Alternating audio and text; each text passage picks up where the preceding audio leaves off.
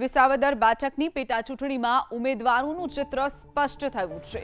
કડી વિધાનસભાની પેટાચૂંટણી મેદાનમાં 8 ઉમેદવારો વચ્ચે જંગ જામશે। પેટાચૂંટણીને લઈ ઉમેદવારી પરત ખેંચવાનો ગઈકાલે છેલ્લો દિવસ હતો, ત્યારે 11 પૈકી 3 ઉમેદવારોએ ઉમેદવારીપત્ર પરત ખેંચતા હવે ભાજપ, કોંગ્રેસ અને આમ આદમી પાર્ટી મળી અને કુલ 8 ઉમેદવારો વચ્ચે ચૂંટણી જંગ જામવાનો છે।